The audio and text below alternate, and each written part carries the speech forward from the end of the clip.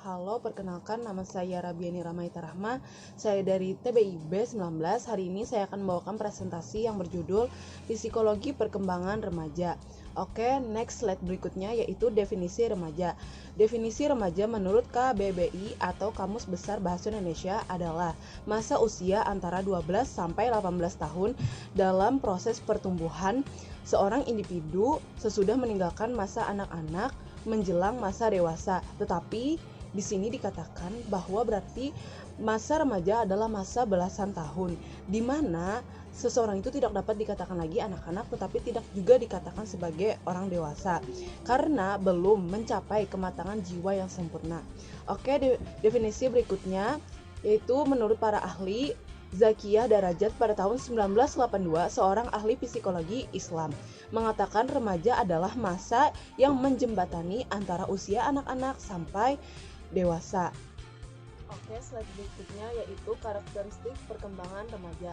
Masa remaja ditandai dengan penuh emosi dan ada kalanya dapat menyulitkan remaja, orang tua, dan orang di sekitar. Namun terkadang masalah emosi itu bermanfaat untuk upaya menemukan identitas diri. Minat universal paling penting pada masa remaja dapat digolongkan menjadi 3 kategori, yaitu 1. Minat pribadi. Saat remaja mereka mulai menyadari bahwa ketertarikan mereka kepada sesuatu, misalnya mereka lebih tertarik musik, memasak, atau bahkan belajar. Mereka mulai menyadari kemana mereka lebih condong dan mereka lebih suka, dan mereka mulai menanamkan itu pada diri mereka. Kedua, minat sosial. Karena manusia itu adalah makhluk sosial atau bergantung dengan yang lainnya, maka pada masa remaja mereka mulai mengetahui mana teman yang lebih sefrekuensi sehingga mudah untuk mereka saling mengajak ngobrol, saling berbicara, mudah bagi mereka untuk lebih saling memahami, mencari teman. Ketiga yaitu minat pendidikan. Saat remaja itu kan pada saat sesudah SD, SMP sampai SMA. Nah, minat pendidikan mereka mulai mereka arah karena pada saat itu mereka sudah mulai menentukan kemana mereka ingin mengambil jurusan. Misalnya karena mereka memilih kedokteran, maka minat mereka harus pada jurusan IPA. Jika mereka ingin mengambil seperti diplomat atau sebagainya, minat mereka harus menuju kepada jurusan IPS. Maka dari situ sudah ditentukan bahwa kemana mereka ingin lebih berkonsentrasi atau lebih fokus.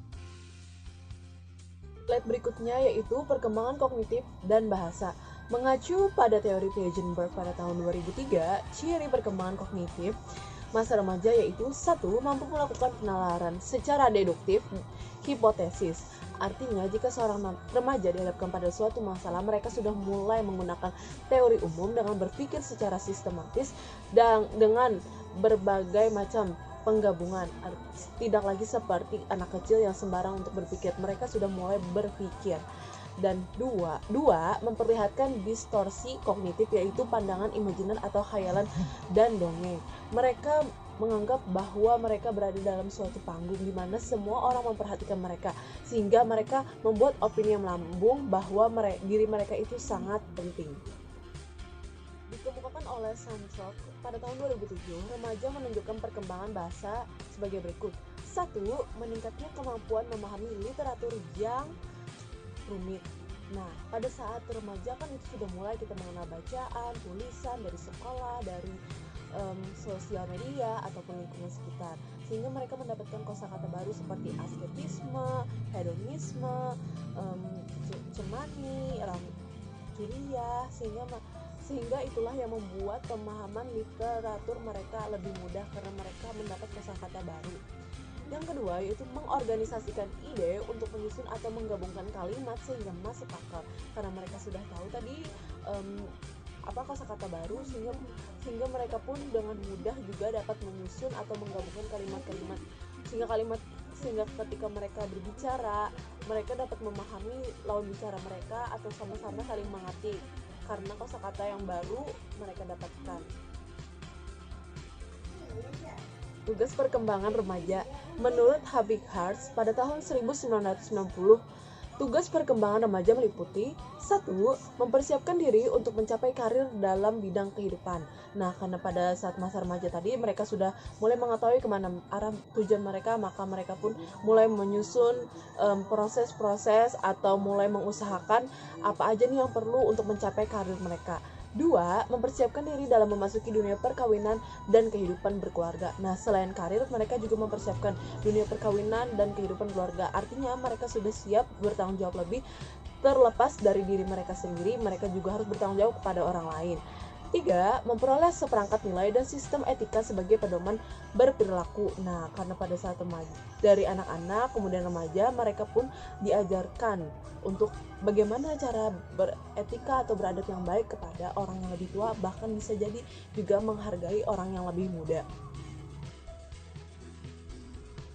Perkembangan emosional dan sosial remaja. Beberapa ciri perkembangan emosional remaja adalah: satu, memahami perasaan sendiri dan memiliki kemampuan untuk menganalisis mengapa mereka merasakan itu. Ya, karena kan pada saat marah-marah mereka mulai menyadari ada yang kayak mulai meluap, mulai tidak stabil tuh mereka. Yang kedua, gender berperan secara signifikan dalam penampilan emosi remaja. Ternyata gender laki-laki cenderung lebih berpikir logika, sehingga perasaan emosi mereka tidak meluap-luap seperti perasaan perempuan yang cepat labil dan mudah meluap-luap emosinya. Oke, selanjutnya itu perkembangan sosial remaja menunjukkan beberapa ciri. Satu, keterlibatan hubungan sosial lebih mendalam dibandingkan pada masa anak-anak. Ya, karena kan pada saat remaja mereka sudah mulai ikut ekstrakurikuler, dari situ mereka sudah mulai mendapat teman, dari lomba juga mereka dapat teman baru, dan dari tempat les misalnya mereka dapat teman-teman dari yang berbeda sekolah, sehingga obrolan mereka pun juga lebih banyak ketimbang mereka pada saat masa kanak-kanak. Yang kedua, jaringan sosial sangat luas meliputi jumlah dan jenis hubungan yang berbeda. Nah, ya seperti tadi, ekstrakurikuler itu kan tidak hanya satu angkatan juga, tapi dari jenis kakak kelas ada juga kita berteman, dari adik kelas kita juga ada, dari yang kayak tadi juga di tempat les, dari berbeda-beda sekolah kita dapat berteman, sehingga jaring pertemanan pun juga lebih banyak. Sekian presentasi dari saya, mohon maaf apabila ada salah kata, kurang kata. Semoga presentasi ini bermanfaat untuk kita semua. Assalamualaikum warahmatullahi wabarakatuh.